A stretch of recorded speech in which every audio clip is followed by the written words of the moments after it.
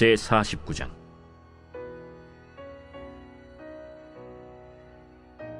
야곱이 그 아들들을 불러 이르되, 너희는 모이라. 너희가 후일에 당할 일을 내가 너희에게 이르리라. 너희는 모여 들으라.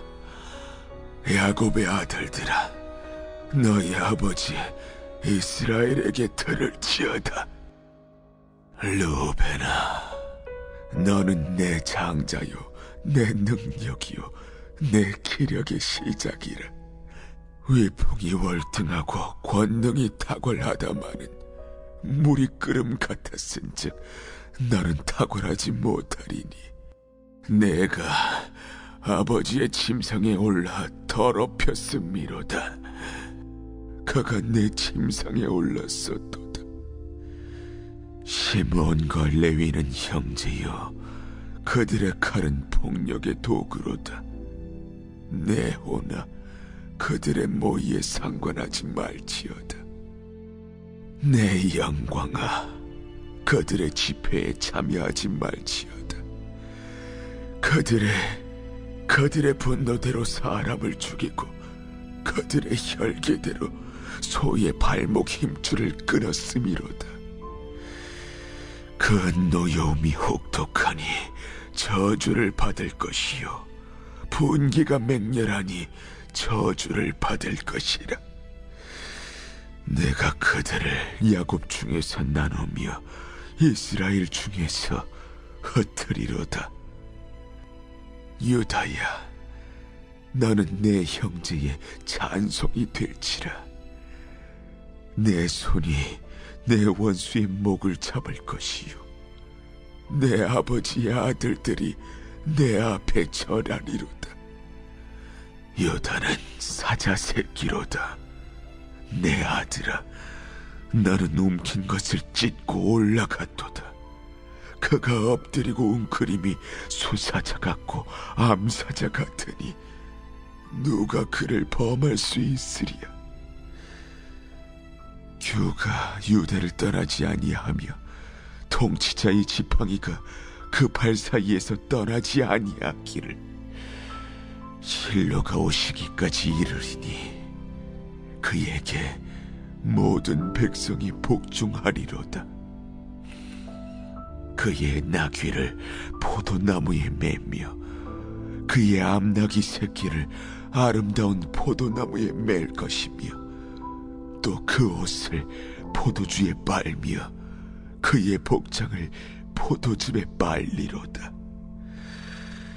그의 눈은 포도주로 인하여 붉겠고 그의 일은 우유로 말미암아 희리로다.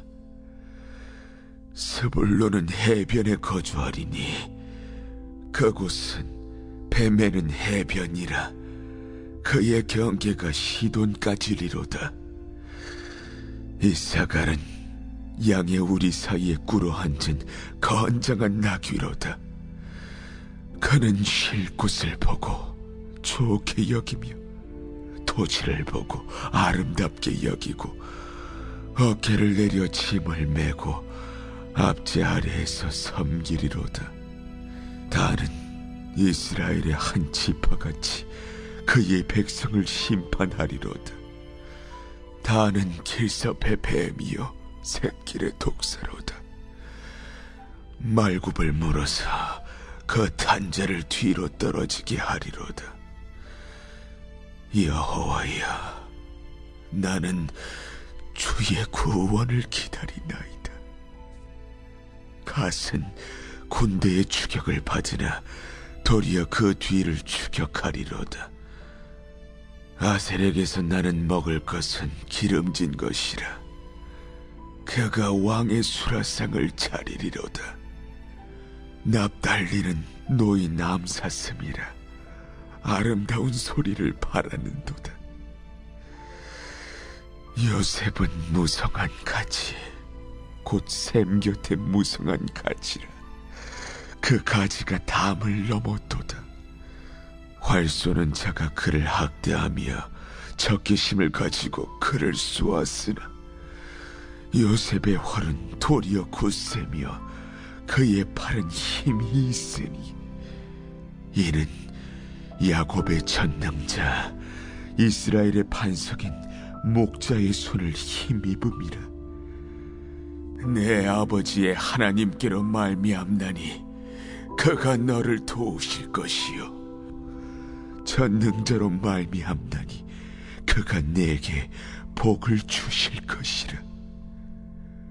위로 하늘의 복과 아래로 깊은 샘의 복과 젖먹이는 복과 태의 복이리로다. 내 아버지의 축복이 내 선조의 축복보다 나아서 영원한 산이 한없음같이 이 축복이 요셉의 머리로 돌아오며 그 형제 중 뛰어난 자의 정수리로 돌아오리로다. 베냐민은 물어뜯는 일이라. 아침에는 빼앗은 것을 먹고 저녁에는 움킨 것을 나누리로다. 이들은 이스라엘의 12지파라. 이와 같이 그들의 아버지가 그들에게 말하고 그들에게 축복하였으니 곧 그들 각 사람의 분량대로 축복하였더라. 그가 그들에게 명하여 이르되 내가 내 조상들에게로 돌아가리니 나를 햇사람 에브론의 밭에 있는 굴에 우리 선조와 함께 장사하라. 이 굴은 가나안 땅 마므레 앞 막벨라 밭에 있는 것이라. 아브라함이 햇사람 에브론에게서 밭과 함께 사서 그의 매장지를 삼았으므로 아브라함과 그의 아내 사라가 거기 장사되었고 이삭과 그의 아내 리브가도 거기 장사되었으며 나도 레아를 그곳에 장사하였노라. 이 밭과 거기 있는 굴은 햇사람에게서 산 것이니라. 야곱이 아들에게 명하기를 마치고 그 발을 침상에 모으고 숨을 거두니 그의 백성에게로 돌아갔더라.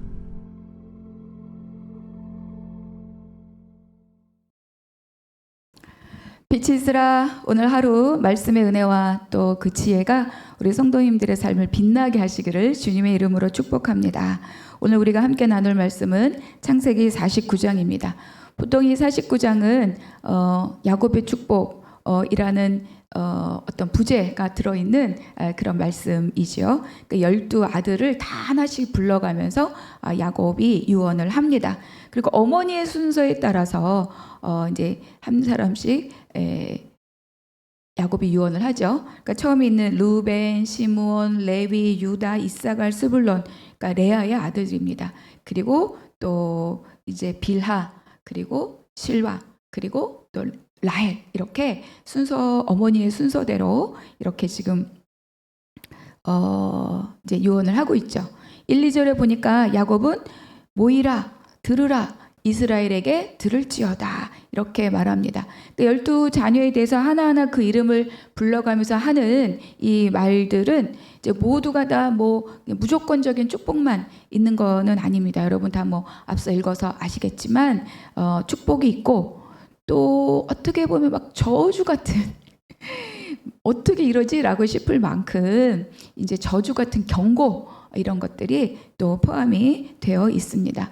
그러니까 이 야곱의 유언 속에는 이 12아들들이 살아왔던 그동안의 그 삶의 흔적들이 있고 또 그곳을 그 흔적들로 드러난 어떤 인간적인 요소, 그에 대한 어떤 언약적인 요소 이런 것들이 다 함께 들어있는 거죠.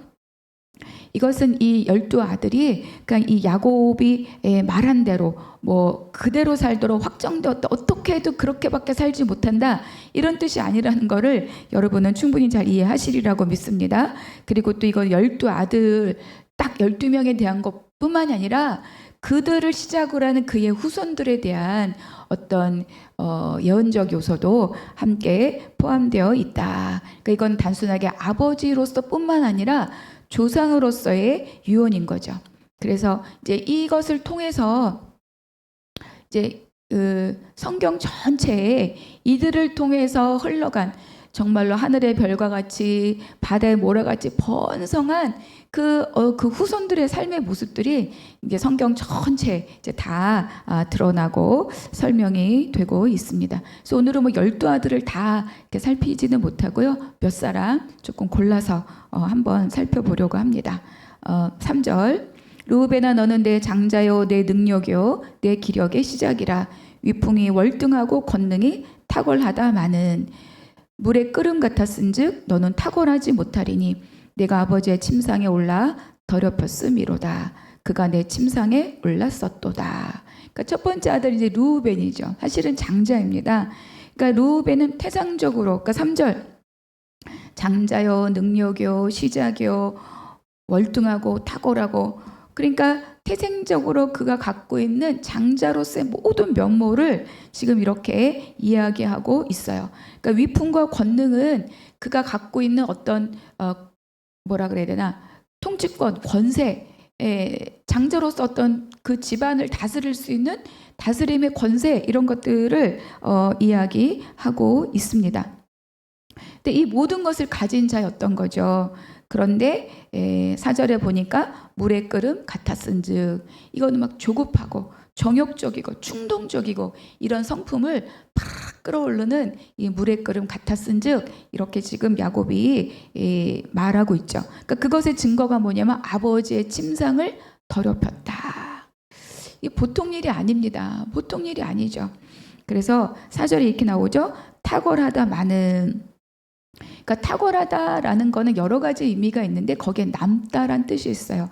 남다, 풍부하다 이런 뜻이 있는데 거기에 보니까 탁월하지 못하다. 그렇지 못하다고 했으니까 뭐예요? 내 인생에는 남는 것이 없다. 이런 뜻입니다. 남는 것이 없는 인생이에요. 그래서 지금 가만히 지금까지의 르우벤의 행적을 보면 아무것도 선한 것이 없고 또 그 후에 그 후손들의 삶에 있어서도 이스라엘이라고 하는 이 민족 안에 그렇게 유익이 된 일들이 거의 없습니다.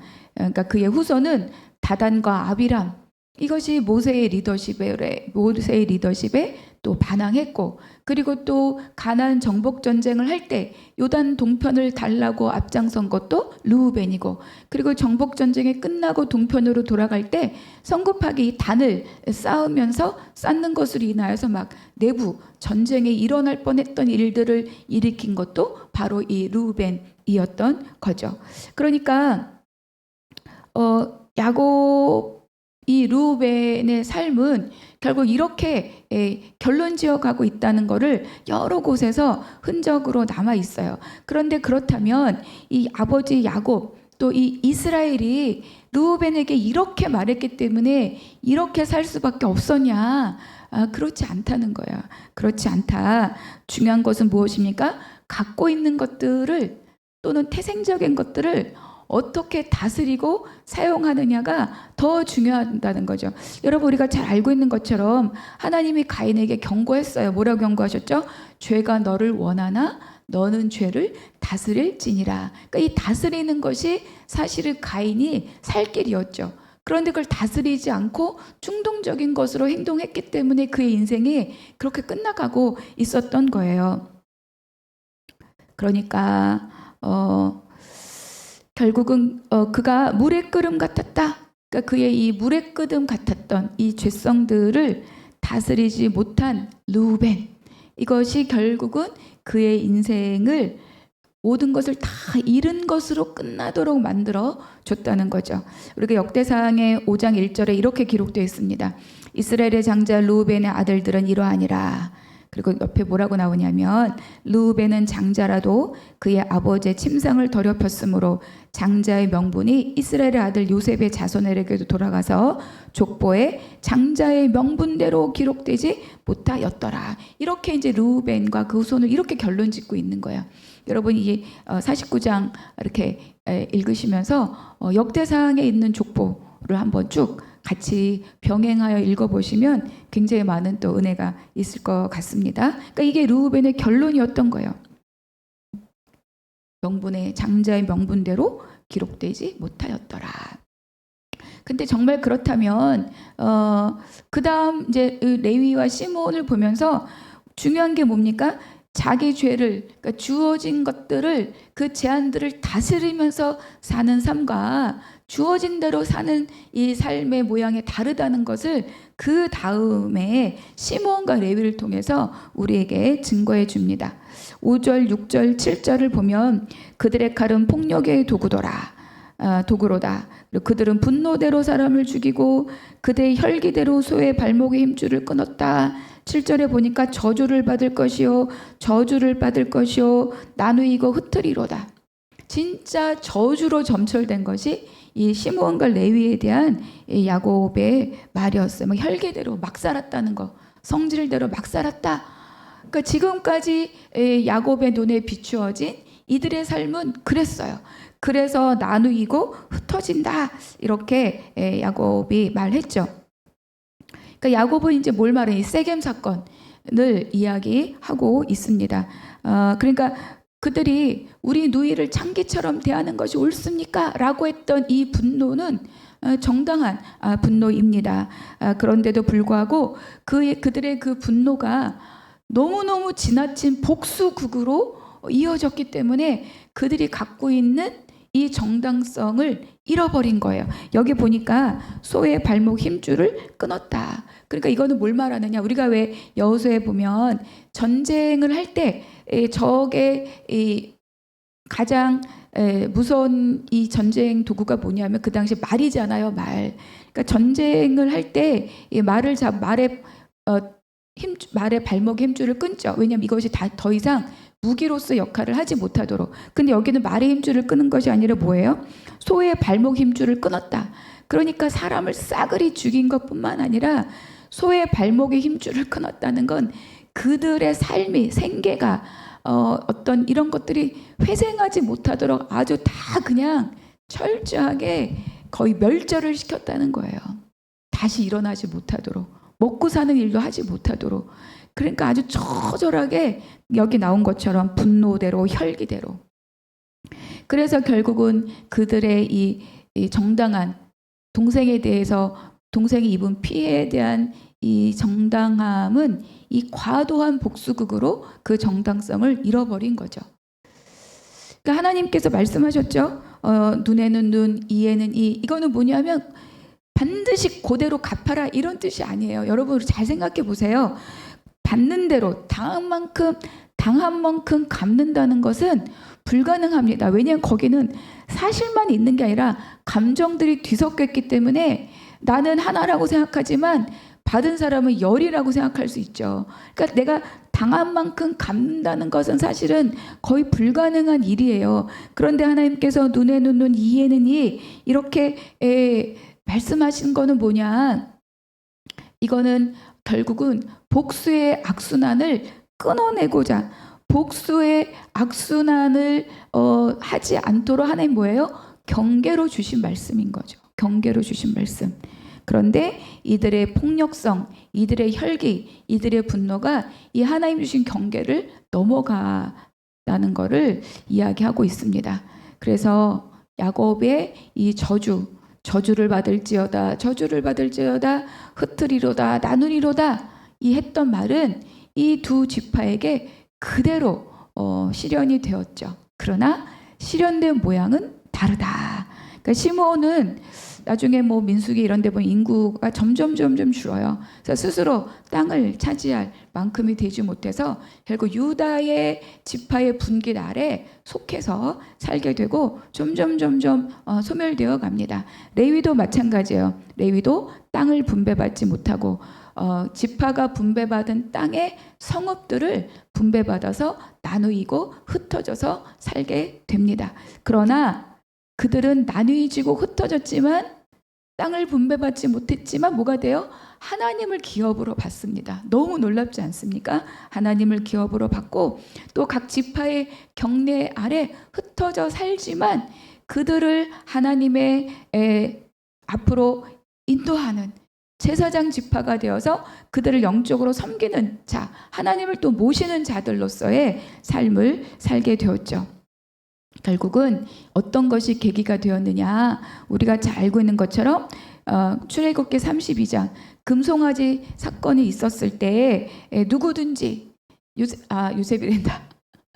모세가 말하잖아요. 누구든지 여호와의 있는 편에 있는 자는 다 내게로 나오라. 그랬을 때 함에 레위 자손이 다 모여 그에게로 가는지라 이렇게 기록되어 있어요. 그러니까 레위 자손 한 사람도 빠짐없이 다 여호와의 편에 서서 다 모세에게로 나갔다는 거죠. 여호와의 편에 섰다. 그렇죠? 그래서 여전히 그들은 칼을 사용했지만 그 칼의 쓰임이 달라졌다. 그래서 흩어졌으나 소멸되지 않았고 나뉘었으나 없어지지 않았고, 그렇죠? 하나님 앞에 백성들이 하나님 앞에 나아가는 길을 돕는 그런 길을 돕는 자들로 이들이 사용되었다. 그러니까 너무나 다른 결과를 얻은 거죠. 그래서 우리는 어떻습니까? 예수 그리스도의 십자가로 죄를 씻고 하나님의 백성이 되었고 그것으로 끝나는 것이 아니라는 거예요. 날마다 내 속에 있는 죄의 속성들, 죄의 근성들, 옛 질서들 이런 것들을 다 하나님의 것으로 바꿔내는 작업이 필요한 거죠. 그래서 우리의 삶의 진정한 변화를 이루어갈 수 있습니다. 그렇기 때문에 나의 기질과 나의 성품을 다루시는 이 하나님의 손길에 함께 늘 참여하는 우리 모두가 되기를 축복합니다. 자, 8절. 유다야, 너는 내 형제의 찬송이 될지라. 내 아버지 아들들이 내 앞에 절하리로다. 10절. 규가 유다를 떠나지 아니하며 통치자의 지팡이가 그 밭 사이에서 떠나지 아니하시기를 실로가 오시기까지 이르리니 그에게 모든 백성이 복종하리로다. 11절 12절 막 그 우유, 포도나무, 그러니까 그 삶이 얼마나 영화롭고 풍성하는지를 지금 야곱이 축복하고 있습니다. 유다에게는 규가 떠나지 않는다. 결국은 통치자의 자리가 유다를 통해서 계속 유지된다는 것을 말씀해 주는 거죠. 여러분 중요한 게 있습니다. 유다가 처음부터 그렇게 주목받는 아들이 아니었어요. 그러니까 잘 알고 있는 것처럼 요셉 사건 이후로 막 아버지도 꼴보기 싫고 형제들도 꼴보기 싫어서 어때요? 그 가족을 떠나서 살잖아요. 떠나서 살았고 또 눈에 보이는 대로 결혼했고 또 뭐예요? 며느리 다말과 명예롭지 못한 자녀를 낳은 것이 바로 유다입니다. 그런데 이제 거기까지가 전부였다면 사실 이 유다도 루벤이나 뭐 이런 시므온과 별반 다를 것이 없었을 겁니다. 그런데 중요한 게 있어요.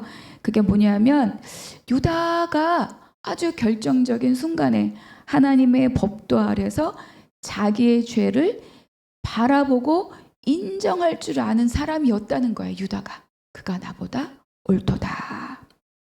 그러니까 다말에 대해서 레위와 시므온처럼 막 자기 명분을 가지고 다말에게 다 이 죄, 이 불명예를 다 덮어 씌우려면 얼마든지 그렇게 할 수 있어요. 그 당시 문화에서 뭐 며느리 여인 하나 불에 정말 태우라고 할 만한 여건이 있었던 거죠. 네가 왜 창기 옷을 입었느냐? 네가 왜 나를 끝까지 기다리지 않았느냐? 그래도 기다렸어야지. 그런데 이 유다가 그렇게 하지 않았던 거죠. 하나님이 말씀하신 왜 계대 결혼을 주셨는가에 하나님의 그 생명의 법도 앞에 자기의 속을 딱 비춰보았을 때 다말이 죄인이 아니라 내가 죄인이다. 이거를 보는 자가 바로 유다였던 거예요. 이것은 누구와도 연결이 됩니까? 요셉과도 연결이 되는 거죠. 그가 권세를 가졌지만 나를 보낸 것은 당신이 아니라 하나님이시다. 이렇게 이거를 고백하는 것. 그러니까 두 사람의 공통점이 뭐예요? 하나님의 관점 아래서 자기가 당한 일을 볼 줄 아는 사람이었다는 겁니다. 하나님의 관점으로 사건과 자기 이 내면과 그 속에서 자기의 죄를 발견하고 이들에게 핑계 삼거나 이들에게 자기의 불명예를 덮어씌우거나 자기 감정대로 혈기대로 분노대로 복수하지 않고 하나님의 관점으로 이 상황을 볼 줄 아는 사람이었다는 것이 이 유다와 이 요셉의 공통점이에요. 그러니까 유다가 처음부터 특출한 사람이 아니었지만 바로 이거죠. 그래서 이 사건을 하나님의 그 계대 결혼의 그 생명을 이어가기를 원하시는 하나님의 그 섭리 아래 이 사건을 보니 다말이 아니라 내가 죄인이구나 라고 깨닫고 그 두 번 다시는 다말과 관계하지 않잖아요. 바로 이런 것들인 거죠. 그래서 유다는 다시 형제들을 위기 앞에서 자기 자신을 담보물로 내놓을 수 있는 사람이 된 거예요. 내가 왜? 나는 죄인이니까. 내가 죄인입니다. 라는 고백이 이제 이 사건들을 바라보는 그의 시선이 되었던 거죠. 자기 생명을 담보로 내놓고 또 이걸 통해서 요셉이 또 감동하고 형제들의 화해를 이루어내는 것에 굉장히 중요한 역할을 하게 됩니다. 그래서 이제 이 유다는 이제 하나님의 복이 주어진 야곱을 통해서 참 안식일 주시는 분이 오시기까지 유다 지파가 다스린다. 그래서 유다 지파를 통해서 다윗 왕조가 세워지고 그거를 통해서 우리의 참 생명이신 예수 그리스도가 이 땅에 오십니다. 자, 마지막으로 요셉만 잠깐 살펴보겠습니다. 요셉은 22장부터 26절까지 야곱이 복을 있는 대로 다 쏟아 부어줘요. 하늘에서 내리는 복, 깊은 샘에서 솟아나오는 복, 젖먹이는 복, 태의복. 모든 이 복들이 다 이제 요셉에게 부어집니다. 그리고 이미 48장에서 에브라임과 므낫세를 양자로 드림으로 그 복이 이제 시작이 된 거죠. 그래서 자기 고난을 하나님의 구속사 안에서 해석하고 형제들을 용서하고 또 생명의 부양자가 되어서 온 가족을 살리고 민족의 기틀을 만들어낸 터를 만든 것이 바로 이 요셉입니다. 그러니까 너무나 합당한 복이죠. 그렇죠? 그래서 하나님이 주신 이 복들은 다 생명을 살리는 일에 사용되어야 할 것입니다. 28절 이들은 이스라엘의 12지파라 이와 같이 그들의 아버지가 그들에게 말하고 그들에게 축복하였으니 곧 그들 각 사람의 분량대로 축복하였더라. 그러니까 한 사람도 빠짐없이 야곱을 통해서 다 하나님의 복을 받았고 이 예언적인 축복은 상당하게 그들의 인격과 그들의 삶의 결과물로 지금까지의 결과물로 주어졌다는 것을 암시해 주는 거죠. 그들의 분량대로. 여러분 이거 하니까 뭐가 생각나요? 달란트 비유가 생각나죠. 그때 이 주인이 재능대로 주었다고 해요. 재능대로 1달란트, 2달란트, 5달란트. 근데 그것을 받은 이 종들의 반응은 어때요? 누구는 그것을 잘 활용한 자가 있고 땅에 묻어두고 사용하지 않은 자가 있죠. 그러니까 하나님이 각 사람, 각 아들들에게 분량대로 주었다. 그 목만큼 주었다. 근데 그것이로만 끝나는 것이 아니라 복은 하나님의 주권 아래 있는 건데 그 주신 분량에 내가 어떤 믿음의 응답을 드리느냐는 또 우리의 몫이라는 것을 다시 한번 우리에게 가르쳐주고 있습니다. 자, 우리 49장 마무리하면서 오늘 나에게 주시는 한 구절 또 그것을 통해서 나는 어떤 하나님을 또 발견하게 되었는가 이렇게 보시기 바랍니다. 또 하나 하나님의 구원 역사는 하나님의 주권적인 섭리와 또 우리의 믿음의 응답으로 이루어져 가는 거죠. 그래서 나는 나의 주어진 환경 속에서 또 어떤 믿음의 응답을 드리고 있는가. 그리고 또 나의 삶으로 인해서 남겨지는 것이 있다면 나로 인해서 어떤 것이 이 땅에 남아질까 한번 또 돌아보시기 바랍니다. 기도하겠습니다. 사랑이 많으신 하나님, 우리 각자의 삶에 하나님 분량대로 부어주신 복이 있음에 감사합니다. 하나님, 탐내지도 않고 소홀히 하지도 않고 날마다 주님 은혜 가운데서 주어진 복을 더욱 아버지의 믿음으로 응답하며 살아가는 날들이 되게 하여 주시옵소서. 오늘 하루도 주신 은혜로 주신 복으로 흘려보내는 부양자, 생명의 부양자의 삶을 살아가게 하여 주시옵소서. 모든 것 감사하고 우리 주 예수 그리스도 이름으로 기도하옵나이다. 아멘.